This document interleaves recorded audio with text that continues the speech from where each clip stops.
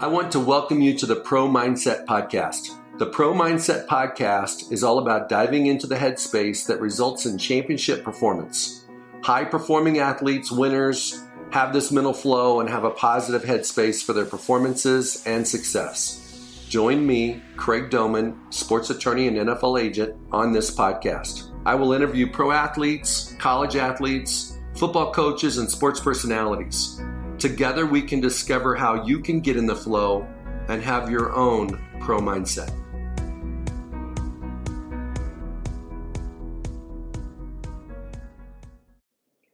Okay, so today on Pro Mindset Podcast, we have a young man who is a very successful financier, and he is a former college baseball player, went into the Major League draft. I'd like to welcome to the show today, Erik Averill. Thanks for having me on. Excited for our conversation. Okay, so Erik, you're with AWM Capital. Yeah, AWM Capital. In the fancy terms, we're a multi-family office that specializes in helping young professional athletes or founders of companies maximize their net worth. And what we always talk about is our job to help our clients unlock the full potential of their net worth by helping them manage both their financial and human capital.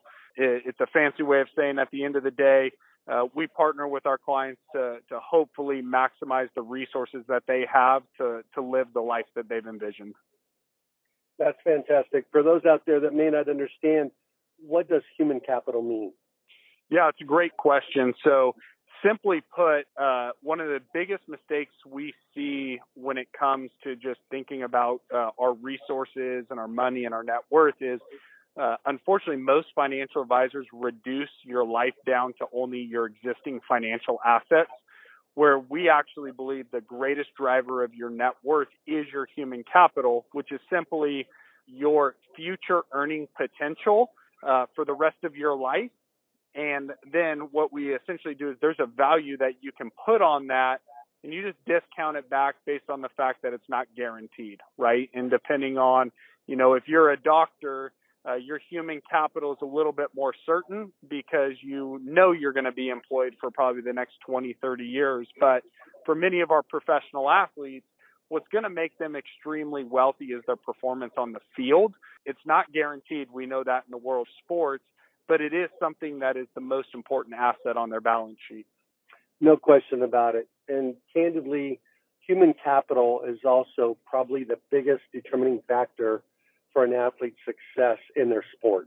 No doubt about it. It's interesting. I'm reading It Takes What It Takes by Trevor Moawad, and it is the famous mental performance coach for Russell Wilson.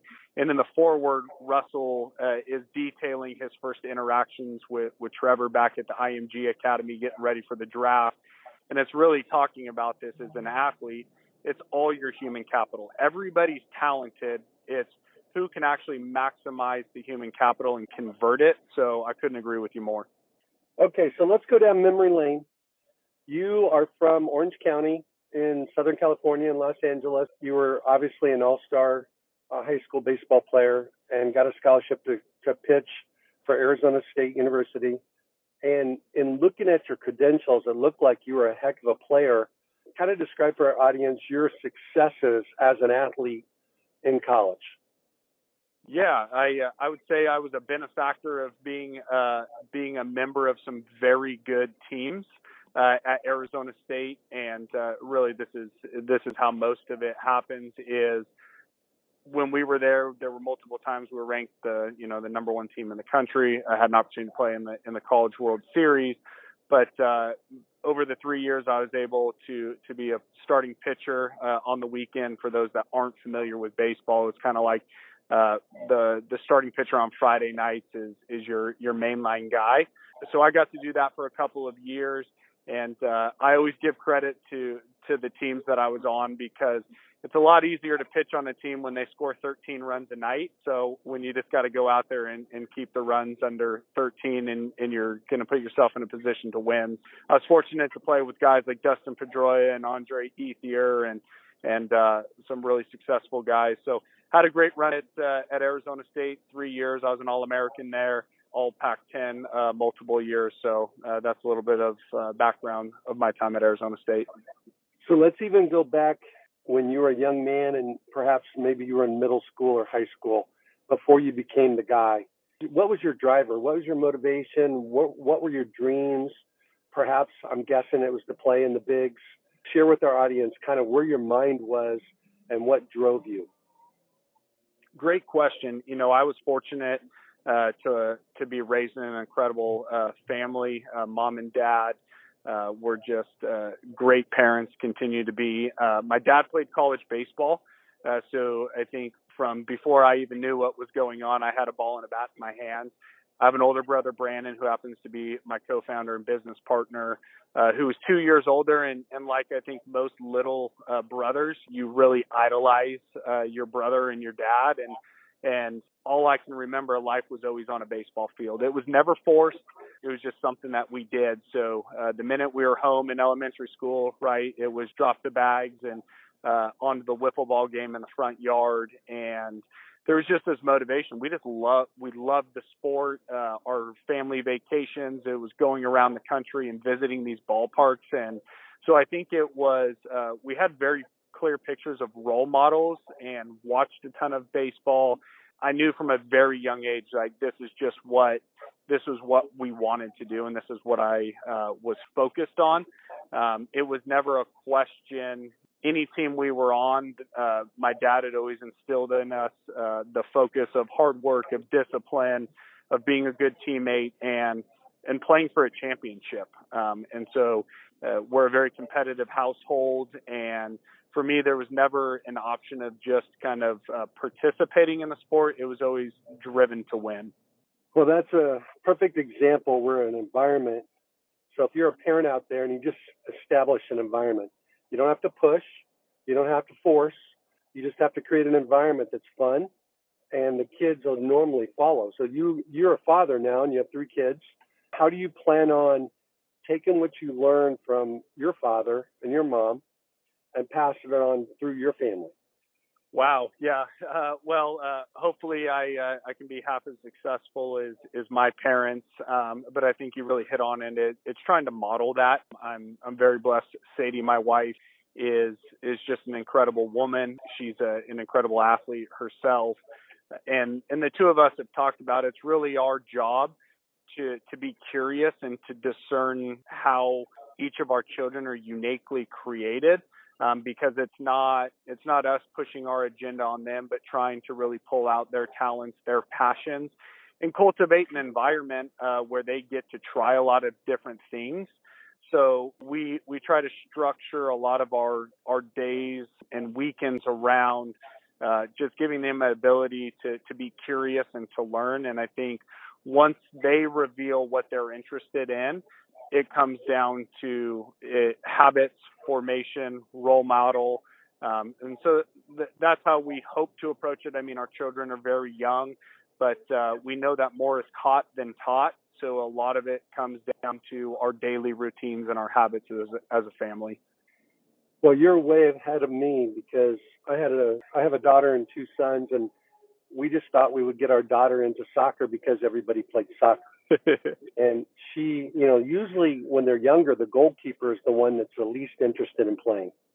And so our daughter was the goalkeeper. And she would literally, when the ball was on the other side of the field, her brain was never in the game. And so unfortunately for me, I was, I mirrored that. And so I would make business calls and get work done while I was watching the game. Mm-hmm. And then one day I said, "Hey, baby, do you really like soccer?" And she goes, "Oh, no." And I said, "Well, why do you play?" "Well, because you and Mom take me to practice." And my wife and I looked at each other and said, "Okay, baby, Riley, what do you like to do?" She says, "What I do all the time." And I said, "Sing?" She goes, "Yeah." She sang in the shower. She sang in the car. She sang everywhere. And we were just not smart enough and didn't have the wisdom to recognize that that's where she was gifted and that's where her passion was. And so I think you're way ahead of the game in the sense that if you can expose your children to lots of things and let them reflect back to you what they like, and then provide the resources and the opportunities for them to develop into whatever they're going to develop into. Yeah, I think it's so wise, and it's not that Sadie and I are smart. It's been more of a lot of conversations with our mentors, and I think the other unique example that happens or learning from being a former professional athlete is I don't have this grand illusion that I'm going to create a professional athlete out of my child, or this driver determination to believe that if they are privileged enough to play at the collegiate level or the professional level, that their identity is going to be wrapped up in that. So I would say there's also this guardrail for Sadie and I surrounding identity to be very careful of making their athletic prowess or really anything, whether that's being an artist or, or something else, a musician. It's just really around the identity of our children, of understanding that they're a complete person, not dependent on the performance of something. And because we see that on the opposite side of a lot of our former professional athlete community. I just see these families that cultivate their entire life around trying to achieve something, and being on the side of it where it's like, it's an incredible part of my story. I'm so thankful for the opportunities it's given me, but I'm also don't have a resentment because my parents never forced it on me. I see the opposite on the other side, where there's a lot of players that really resented their childhood. And so we're just really cognizant of that, of trying to make sure our kids' identities aren't tied up in the performance on the athletic side. That's awesome, because being an agent for a long time, the thing that I see from time to time is that the athlete that makes it to the league becomes the patriarch of the family. Maybe the third son. The family circle revolves around that player, and it's dysfunctional, and it messes with his identity, it messes with other people in the family circle's identity. And then when the career comes to an end, which it always happens before they expect, now the whole family's going through an identity crisis. It's awesome if you can make more money than your dad did, but just because you do or may doesn't mean now you're treated like dad. Right. And so that's where that whole dysfunction comes in, because the athlete, professional athlete, is buying the car for his brother, not the father. So money and fame in professional sports create some unique challenges for families that they don't even see coming. Yes. Yeah. I think you're talking our wheelhouse. It's one of the passions that we have coming out of the professional athlete community is, unfortunately, there's this, I would say, this cultural narrative that athletes are entitled and they're horrible with their money. But when you actually take a step back and look at how it happens in a situation, it's really a young adult, a teenager, or in the early 20s coming into a situation where they're dropped this sudden wealth on themselves without either the skill set on how to manage it, and also just the life maturity of how do you maintain relationships that are now not dependent on somebody having access to money. And you see this dysfunction happen in relationships. Like you say, we have this, I wrote a letter a few years ago to parents that essentially said, don't stop parenting your child. Is we see that when the young athlete becomes so important in being a top athlete, parents stop being the parent in the relationship, and that's just dysfunctional. And so I couldn't agree with you more. That's hopefully something we're trying to help equip not only our young athlete clients, but eventually when they get married or with their families, of how do we maintain healthy relationships and allow this money to be a blessing and not a curse. Okay, so you bring up a great point, which is, what are the typical dysfunctions and challenges that athletes have when they come into money? And one of which we've just talked about, which is the family gets out of sorts, so to speak. Parents start putting their son or daughter on a pedestal, and it's not healthy for anybody. What other things do athletes find challenging? But they show up when they show up, and you should be aware that they're coming if you have the fortune to get into the professional league where you're getting paid to do something you used to do for free? It's a great question. I've heard it said that money is only a magnifier. So it's not like it comes with all of the skill sets attached to it of how to manage it. It's if you're an unhappy person, you're just going to be a more unhappy person. If you're already a generous person, you're going to have more things to have to be more generous with. And so why that's really important is you have to think of the skill set and the context of what happens when the byproduct comes. So, i.e., a player is drafted and all of a sudden has $20 million dropped on him. He's still a 22-year-old kid or a 25-year-old with no skill set around it. And so now people in industry treat him as if, because you have this money, you're supposed to be this really educated business person or acumen. One of the things I agree with, but I think it's really faulty advice, is we all tell our athletes, you need to think about yourself as a CEO. You got to be a business person. Yet, why would we expect them to be successful? Because nobody's taught them how to be a business person. They've never ran a company. How are they going to be a chief executive officer? And so what usually happens, what I would say is, this is where I'm on the athlete side. Most athletes recognize I don't have those tools and skill sets, and so they go to the trusted advisor community. They hire a sports agent. Their agent usually helps them hire a financial advisor, yet neither the agent nor the financial advisor are qualified experts. A lot of times these are unqualified experts that just have relationships that can get access to the young player.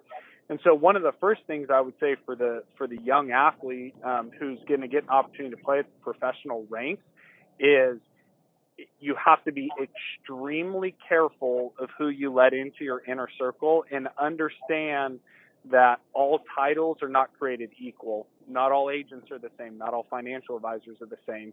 So that's the first thing. And then the second thing I'd really encourage, one of the key components in an advisory team that very few people actually add is somebody to help them navigate the relationship side of their life.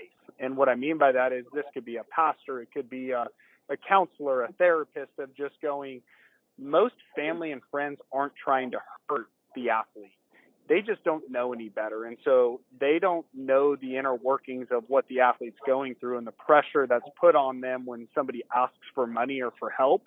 But if you get out in front of it early on and actually have a family meeting and say, all right, this is how we want to be successful as a family, and this is how we want to be successful in a friendship, working through that stuff is just as important as getting the money. No doubt about it. I had a client, won't name names, but his father was instrumental in him getting a college scholarship, getting to the NFL. He was drafted. He got his big payday in a second deal, and his father turned on him and expected his son to start paying for things that he shouldn't have to pay for. Yeah. And so I had to step in and actually write a letter over my client's signature that communicated his frustrations and recommendations for a solution. And I emailed it back and forth with my client a handful of times because I wanted it to be his words, his reasons, his letter, because his name was going to be at the bottom of it. And now he's actually a coach in the NFL, and he's got a phenomenal relationship with his father. I think it's important to not sweep those types of things under the carpet and hope they get better. It's better just to put it out there and almost take a legal approach, which is, hey, this is what I was hoping you would do. This is what I was thinking. This is what I was expecting. I wasn't expecting this. I knew I want the joy of giving you something. I don't want the obligation of paying for something. Yes. That's a powerful story, and it's so helpful. I think we try to do the same thing with a lot of our clients, is actually having family meetings of saying this isn't happening in a vacuum. There are real relationships, and so a lot of times just the awareness and the openness to do what you said of what are the expectations, let's get them out there, what are the questions, because what we also see, unfortunately, is players really want to impact their families in a multi-generational way, but because they don't have a proactive plan or they have the right team in place, it becomes a really expensive lifestyle during their careers. And then there's the detrimental effect once the paychecks stop. And so not only have you actually not helped your family change the trajectory of their futures, you've hurt them. So we talk a lot about having a multi-generational impact and legacy to leave, which means we sit down with the family during the career to say, hey, if we actually want to be able to help over the next 60 years, we can't spend all the money today. And so I love the approach of that you were able to help your client and maintain a healthy relationship between a father and a son, because that's what's most important. Absolutely. Okay, so let's go back to your sports career and share with us what your mountaintop experience was. What was the pinnacle of your career? Was it getting drafted? Was it being, MVP of the College World Series? Was it being All-American? Was it winning a certain game? And then share with our audience the Valley experience, whether it was when you were injured, you hurt your elbow, or something else. Yeah. So the both are very easy to answer, I think, as every athlete would be able to tell you, right, is for me, the pinnacle moment, and I had a lot of great opportunities, was able to be on 3 or 4 teams that won championships, but it goes back to my sophomore year in high school. My brother was a senior. We were on the same varsity baseball team at Villa Park High School in Orange County. In the state of California, we're so big, so we don't have state playoffs. We have section playoffs. We won the CIF title. We got to play at Dodger Stadium at the time. We were playing the number 1 team in the country, West Torrance High School, and so as a sophomore in high school, I got to pitch at Dodger Stadium and get the win in that game, and just to win a championship, with my brother, but with our childhood friends. Most of us had grown up playing Little League together through elementary school, junior high, and high school. So that was definitely the pinnacle. And I think it was also being a naive sophomore with no stress of the business side of the sport available. It was still just a boys' game. So definitely the mountaintop peak. And then I would say on the flip side, the ultimate low is the business reality of professional sports. So I'd had Tommy John surgery in 2007 that interrupted the middle of my career. And it takes about a year and a half to come back from a physical therapy standpoint for Tommy John surgery. And it was June 2008. I remember it like it was yesterday. Came into to the locker room early in the morning, and pitching coach said, "Hey, the farm director wants to talk to you." And at that point, you know what's going to happen. And so, being 20, I think it was 25 at that time, to walk into an office and have someone tell you, "Hey, we appreciate your contribution, but at this point, we're going to go ahead and release you. We think your time here with the Detroit Tigers organization is over." And that was truthfully the first time in my athletic career that I went from being someone who was known as like who you give the ball to in a big game to we don't think that you're good enough to play professional baseball. And every emotion that you can think about in that situation, more of shock, the stress of like my identity has been so tied in being this professional athlete for so long, and they're literally ripping out a piece of your soul in this conversation, and it's very businesslike. I think for every athlete knows this, but it's for them, it's kind of like a formality. It happens every day. And so they're not worried about your emotions. It's literally like, we've got to release 3 other guys today. So thanks, come in, 2-minute conversation, pack your bags, get in your car and get off our facility. So, fortunately that wasn't the end of my professional story. I got to play a little bit longer after that, but, man, that was a difficult day and a difficult season. Erik's absolutely correct. when guys get cut, it's like, hey, do you want ham and cheese or do you want turkey for lunch today? It's not emotional for them.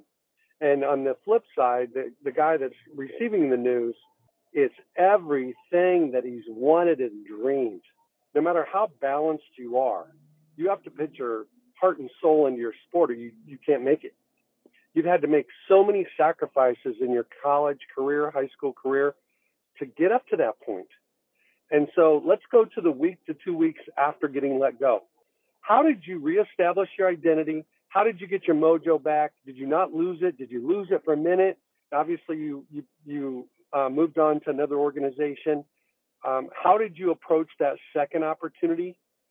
Did you have alligator arms in the sense that you didn't want to you stick yourself out so far that you were going to get chopped up again? Yeah, great question. I think one of the things that I was unprepared for that nobody really talks about is it's not just you getting released. It's the emotions of your wife, your parents, your friends.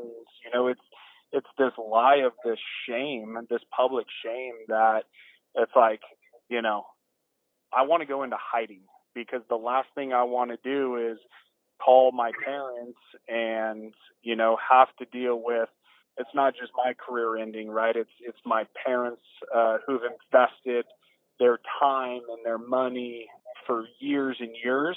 So what I wasn't prepared for was just how difficult some of those conversations were. And then also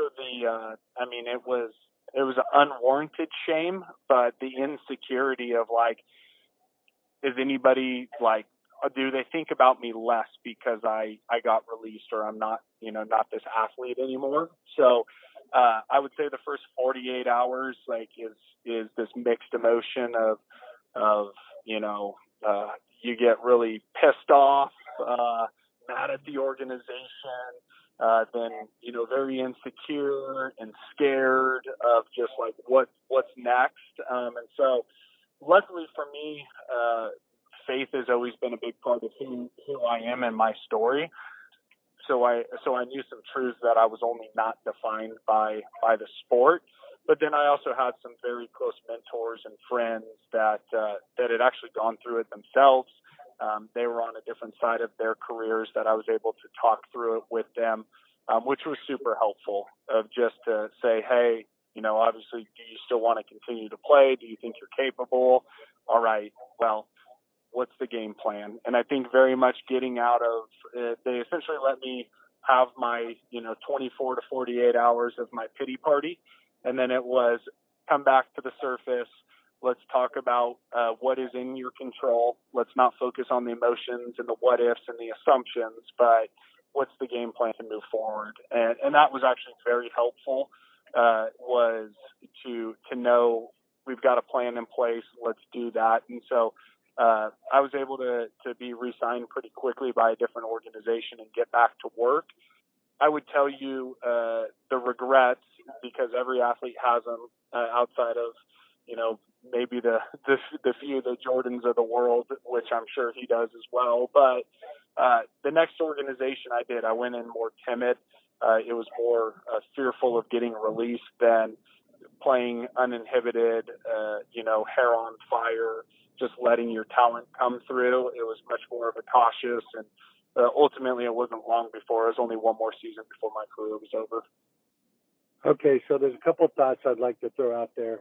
One is that very few people get to a high enough platform in their profession that they get told what you said, quote unquote, we don't think you're good enough to play pro baseball for us.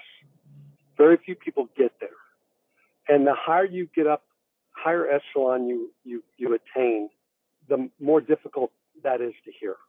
Because you to get to that level, to get past the college level, get in the pro level, but it's like you always think it's going to happen to somebody else.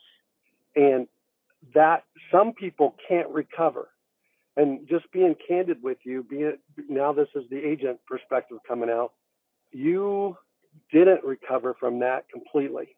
You didn't heal from that completely because you didn't let it go on the next one. And right.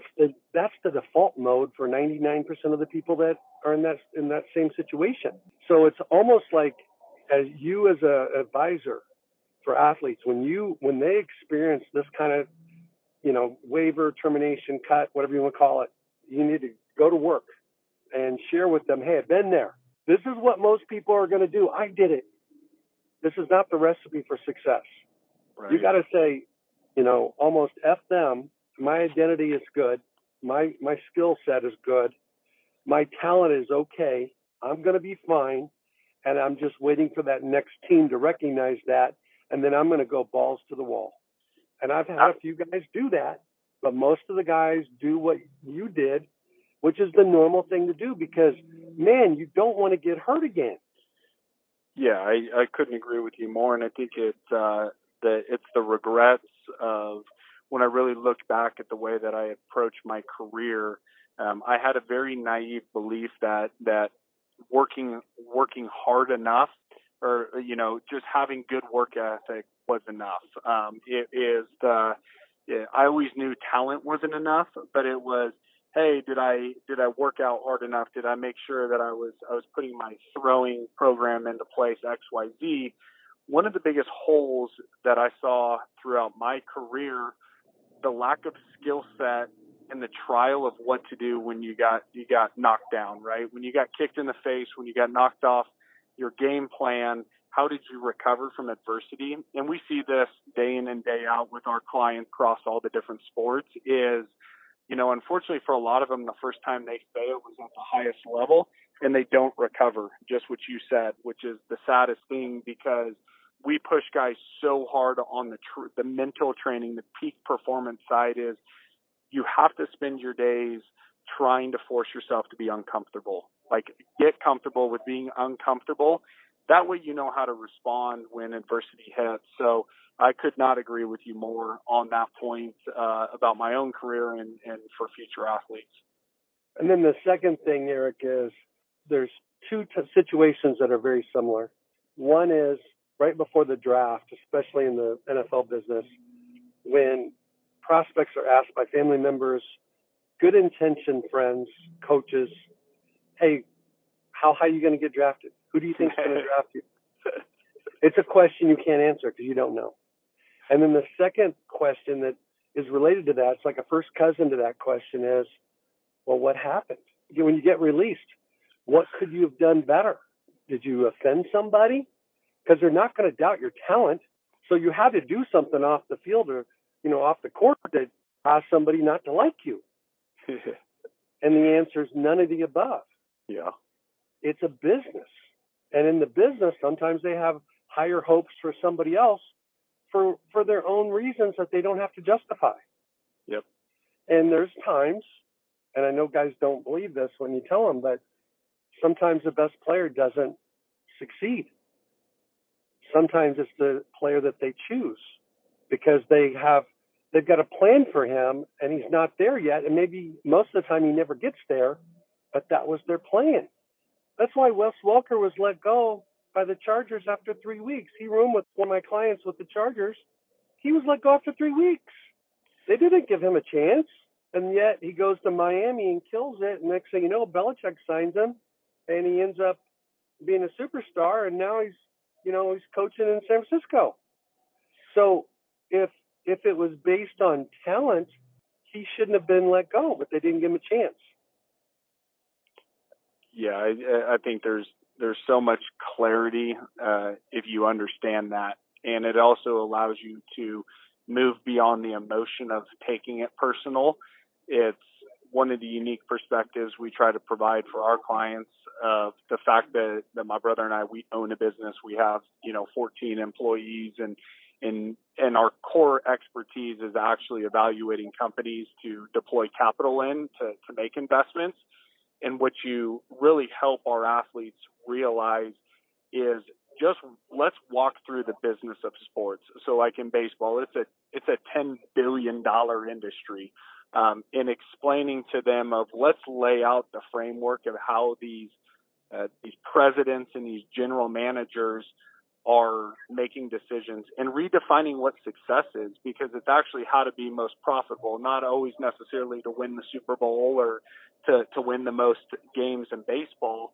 Now, obviously, those can lead to more revenues for the organization, but when it's really you take it to they're looking at you in an investment in a piece of their portfolio. Do you actually fit into it? So you may be completely talented. You're just in the wrong organization.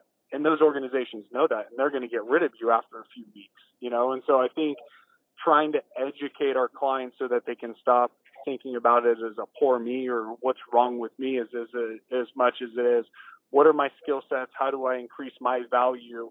And how do I best align with the company that needs my skill set? No doubt about it. And I also think that organizations look for good fits.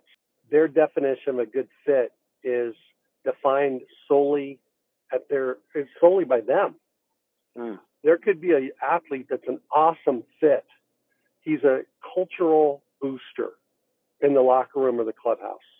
They don't see it. They don't think he's a good fit. Yeah. So I really think that if you have the God-given talent and you've added development of your skills through hard work, and you've got the mindset to perform above your abilities, and the team that you're on first doesn't recognize that, don't quit. Don't lose hope. Don't lose confidence. Just understand that it's better for you to move on. You're going to have, there's been the list of athletes over the years in multiple sports, especially in the pros, that have had more success after getting cut by their first team than they ever had with their first team. That list is long. Very long. Right? But they also have to have that perspective and mindset that, hey, it didn't work out, but I'm not going to let it diminish my effort, diminish my belief in myself, diminish my goals, diminish anything, my dream. And so that's the thing. When you mentioned, you hit the nail on the head, Erik. How do you recover? For most athletes, it's a straight line, and that straight line has a slope that's rising all through high school and college. And then when they get to the pros, it perhaps is still going that way. Take Russell Wilson. He's got an ascending line, even to this day. Arguably, he might be the best quarterback in the NFL. Who knows? It's a debate. It's 4 or 5 guys. It could be it. But at some point in time, he's going to hit failure. At some point in time, his coaches are going to quit on him. At some point in time, I guarantee it, the Seattle Seahawks are going to lose faith in him as their franchise quarterback. How is Russell Wilson going to respond?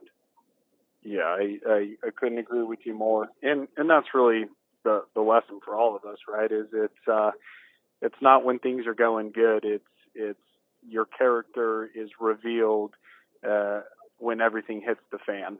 And have you done the deep work? Have you done the work necessary during peacetime so that when wartime hits, that you can respond and be successful and not fold?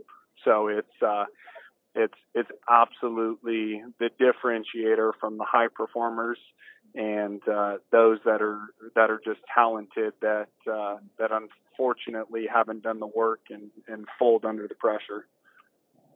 So Erik, you started a company with a couple partners, one being your brother Brandon, and it's AWM Capital. And you've worked at big money houses before. You've got a history. You have experience working at big money houses. What sets you apart from those guys? Why would an athlete want to work with you? And then while he works with you, how is he going to benefit from working with you guys?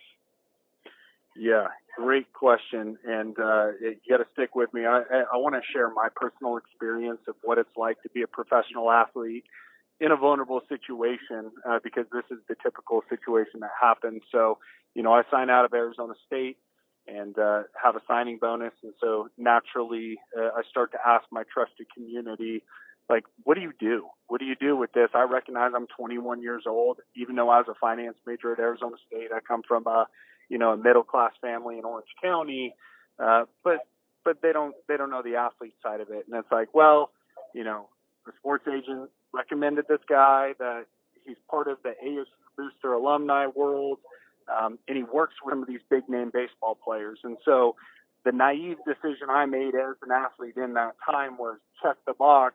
He's got some all-star players and a Hall of Fame player, and he works at a big company name. And so it's check the box of, oh, I recognize that brand. It's on all the billboards. He works with some athletes. My agent recommended him. I'm good to go. And unfortunately, this happens all the time. Well, fast forward that to the financial crisis. This individual had put me all in individual stocks. So he's a stock picker, which everybody knows today, evidence-based, that stock picking is a fool's game. He actually had no advanced credentials.